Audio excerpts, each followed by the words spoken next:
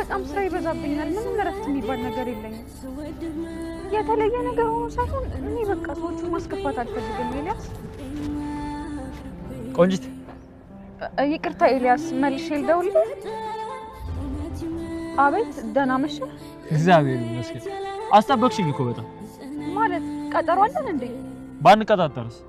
ይቅርታ እኔ መሄድ አለብኝ ቆይ እና ልሸኝሻ እንዴ በዚህ ሰዓት ምን ፈልገህ ነው አሮ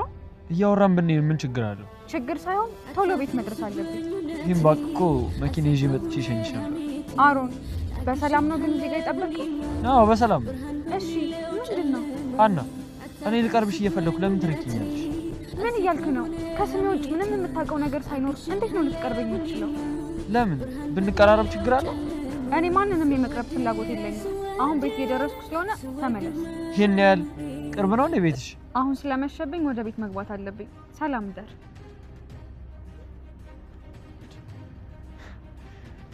ልጅቷ ሾጥ ያረጋታል እንዴ አሁንም እያነበብክ ነው ታዲያ ምን ልስራ ስልክ ምናምን የለም ያወቅሽ ስልክ ላይ ብዙም እንዳልሆንኩኝ እኔ ምልክ ምናሰይ ጓደኛ ከቤት ሄዶ ነው እኔ እንጃ እኔ ምን አውቃለሁ አልደወለልኝም ይመጣል ወይስ አይመጣም ለምን እንደዛ ላለው ሲጀመርኛ እኮ እዚህ የመጣ ነው ለኔ ከመና አይደለም እንዴ ለምን አላመመኝም ልሻል እና ለሊቱም ሙሉ እኮ ስታቃስት ሰምቻለሁ ምን እንደማደርግ ግራ ስለገባኝ ነው ዝም ያልኩ እሱ ታዲያ የተለመደ አይደል ቀዝቀዝ ሲል ያመኛል እባክህ አባሽ በለኝ ዛሬ ስራ ልቅርና ሐኪም ቤት እንሂድ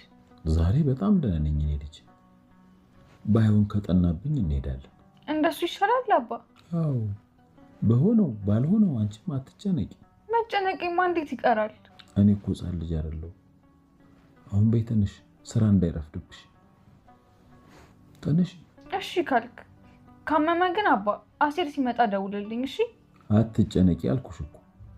እኔ ራሴ የማደርገውን መቻጣውትና እሺ በቃ አባ እንደሱ ከሆነ ስራ ልሂድ በይኮ ተነሽ በይ እንግዲህ ይቅናሽ አሜን አባ ቀስ በይ